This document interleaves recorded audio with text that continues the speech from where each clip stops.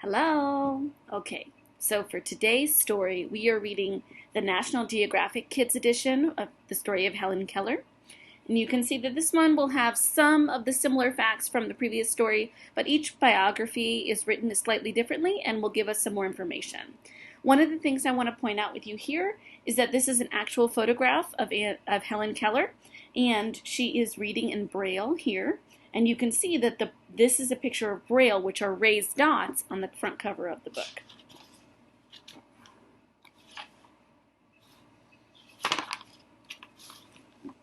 This is a nonfiction book. We know that because it carries a table of contents and a couple other things that make it nonfiction. Who was Helen Keller? Close your eyes. Do it. Now cover your ears with your hands. It's dark and it's quiet. Can you imagine living in such a world? Helen Keller lived like that. She was blind and deaf, but she didn't let that stop her from learning as much as she could. She used what she learned to help other blind and deaf people have better lives.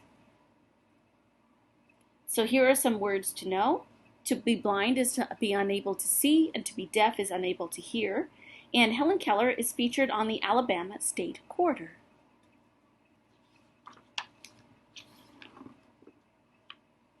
This is Helen Keller traveling with her assistant, Polly Thompson, as she later on in her life.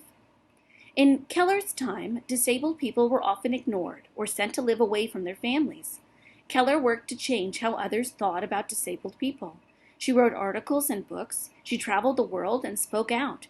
She inspired disabled people with her courage. She helped change unfair treatment for other people too. In her own words, Helen said, "Life is either a daring adventure or nothing at all."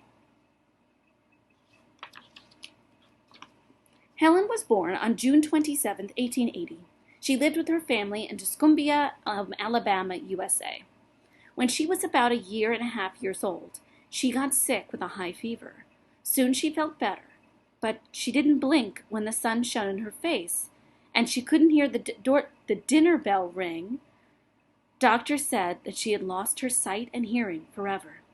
You can actually visit Helen Keller's childhood home, Ivy Green, in Tuscumbia, Alabama. This is the home where Helen Keller grew up.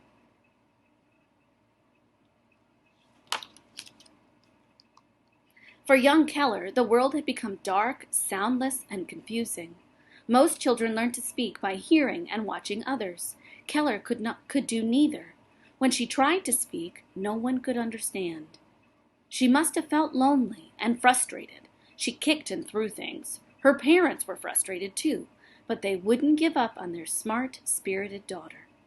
At Ivy Green, actors performed The Miracle Worker, which is a play based upon Keller's life.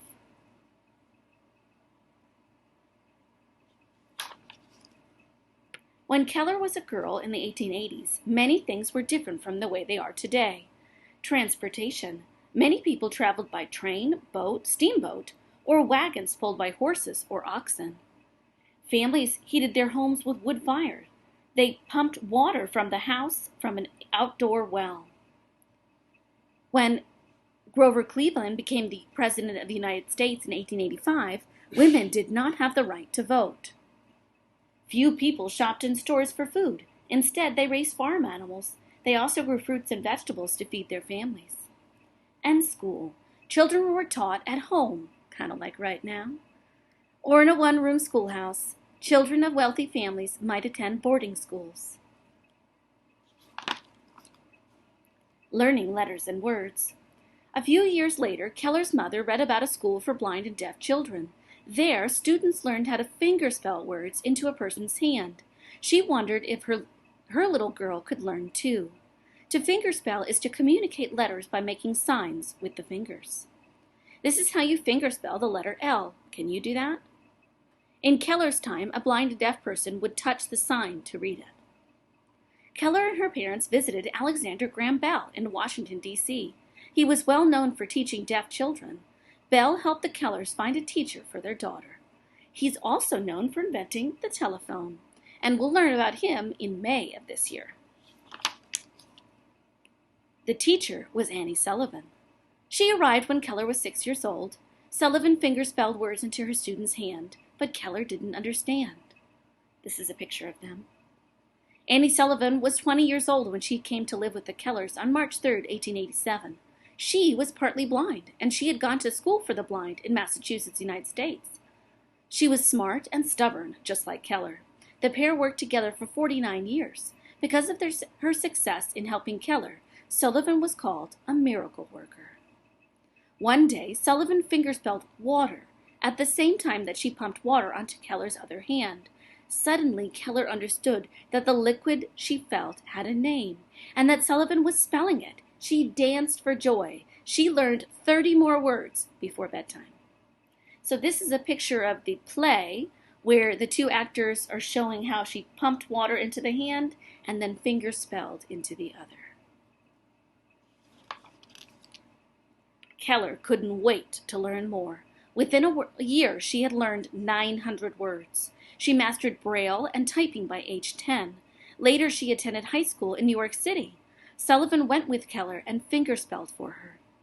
Braille is a reading system with raised dots that stand for letters and numbers. This is a person reading a book in Braille.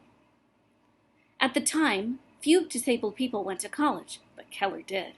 She insisted on the same treatment as the other students. With Sullivan's help, she read books and wrote papers. She graduated from Radcliffe College in 1904. Here are 7 cool facts about Helen Keller. With Sullivan's help, Keller learned by doing. She rode horses, went swimming, sledding, and touched tadpoles. In college, Keller learned to read and write French, German, and Latin. Keller had a keen sense of vibrations around her and could identify people and pets by their footsteps. Keller had a special pocket watch with Braille features on the outside to tell time with her hands. Keller and Alexander Graham Bell became lifelong friends.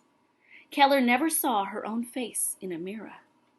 Keller wrote 12 books as well as many articles for well-known newspapers and magazines. Finding her voice. By now, many people had heard about Keller. She was the young, blind, and deaf woman who could read and write. She used her growing fame to help others understand the lives of disabled people. Through writing, she shared her ideas about equal treatment. In her own words, she said, "One can never consent to creep when one feels an impulse to soar." But writing and fingerspelling were sometimes too slow for Keller. She wanted to learn how to use her voice to speak for change. Keller felt that writing was her greatest power. Helen practiced speaking, and in 1909 she got help from a singing teacher. A few years later, she was able to give her first speech. She kept practicing. She gave more speeches. She spoke up not only for disabled people, but also for children and for the poor. As a suffragette, she spoke up for women, too. A suffragette is a woman who works for the right for women to vote. You can see another timeline here at the bottom. Between 1946 and 1957, Keller spoke in 35 countries on 5 continents. In 1924, Keller began working for the American Foundation for the Blind. She raised money that was used to help blind people get education and jobs. Here, she reads a book in Braille to a group of blind children. In the early 1930s, U.S. lawmakers were writing a new law to help disabled people. Keller pushed for the law to include the blind. She also worked to make Braille the standard system of reading and writing for blind people. When Keller met President Dwight Eisenhower in 1953, she touched his face to see his smile. Remembering Helen Keller. A statue of Keller stands in the Capitol building in Washington, D.C. Keller spent her life helping others. Her words showed the world how much disabled people could learn and do. Her work changed many lives for the better. Keller died at her home on June 1, 1968. She was almost 88 years old. She is remembered for her hard work, trying to make the world a better place for everyone. In her own words, Helen Keller said, "The best and the most beautiful things in the world cannot be seen or even touched. They must be felt with the heart." Here is some quiz questions. Where was Helen Keller born? Alabama, New York, Washington, D.C., or Massachusetts? The answer is A, Alabama. 2. How old was Keller when Annie Sullivan became her teacher? How old was Helen Keller when Annie Sullivan became her teacher? Was she A, 6, B, 10, C, a year and a half, or D, 20 years old? The answer is A, 6 years old.